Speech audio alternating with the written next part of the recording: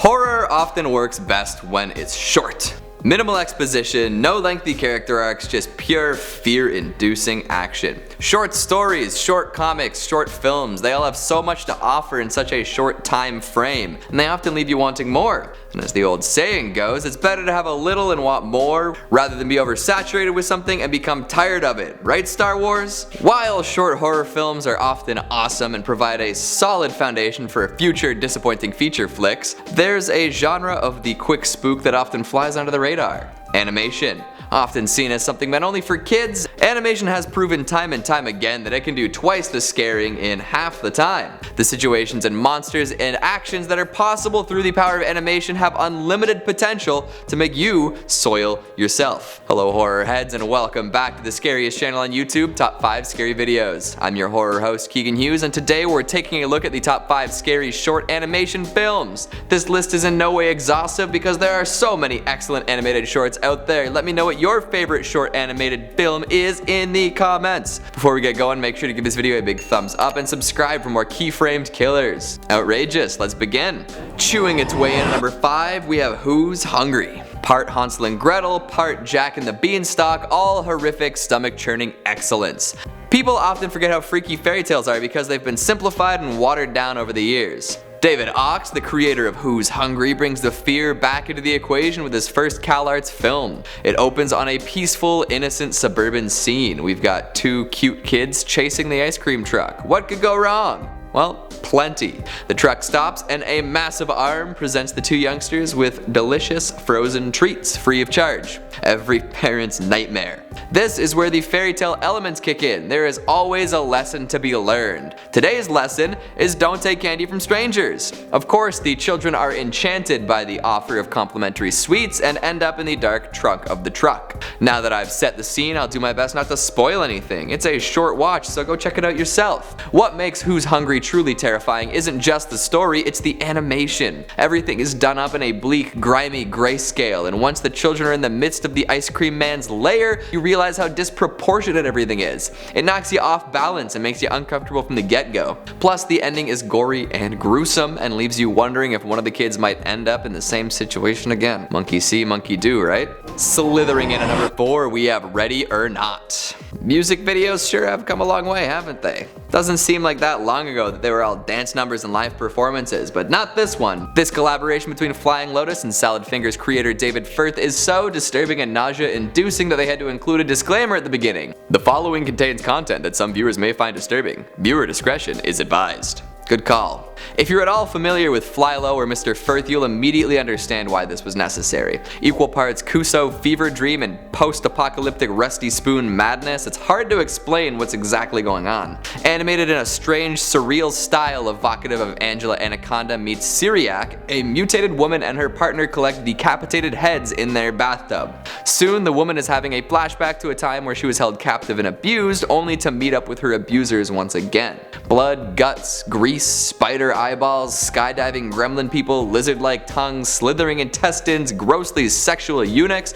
and telekinetic flesh explosions all make an appearance. The result is something entirely unique, full of images that will be burned into your brain for a very long time.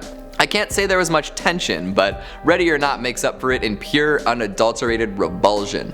Beautiful tune, too.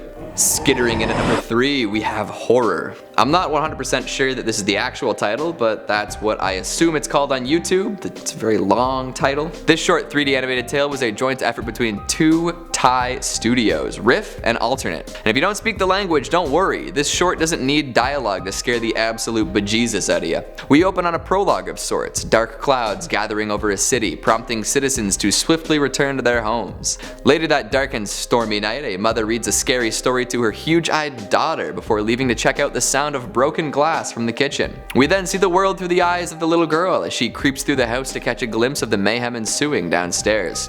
Her parents are fighting, and not just with words. Papa is throwing hands, brutalizing his wife without realizing that his daughter is watching this all unfold. Then, something strange and terrifying happens. A horrible transformation takes place and the daughter's world is turned upside down. Is what we're seeing really happening, or is this just how the world looks through the girl's eyes? Depending on how you interpret it, this is a tale both terrifying and tragic. And if you consider how the girl sees herself in the mirror afterwards, the true terror becomes even more clear. The short is beautifully animated and really gets the mood just right for its big reveal and true message. Wait until the credits end for a little surprise too.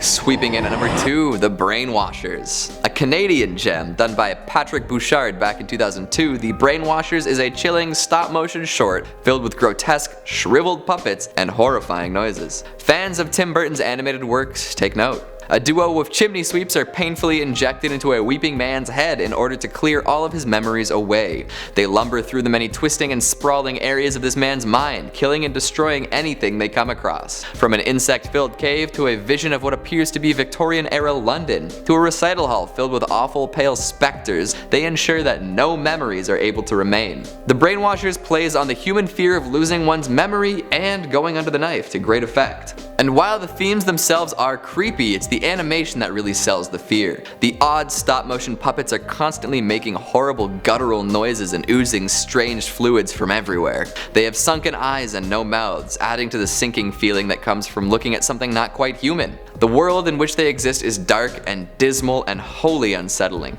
Any given frame is a visual feast filled with macabre objects of all sorts. And as the world shifts and falls apart at the hands of the cleaners, more terrifying details are revealed. A short film that is beautiful in its ugliness and impressive in its scope, The Brainwashers will leave you feeling chilly and uncertain. The grand finale involves a piano mutating, a heart being eaten, and a brain being put where it shouldn't be. Is hard to forget as well. And finally at number 1, we've got Spooked Ray Room 1, Curtains. Of the batch of shorts we've discussed today, this one has the most coherent story, the most insane blood and gore as well. Lee Hardcastle has created a terrifying world for his clay people to inhabit and be disemboweled in. I don't know how exactly he did it, but he made me physically recoil at the injuries a clay person sustained. This is the first episode in an ongoing series with a follow-up already on YouTube and more episodes to come. On a dark and peaceful night, a motorbike rides along a desolate road. An unsuspecting creature shuffles onto the pavement, spelling doom for both of them.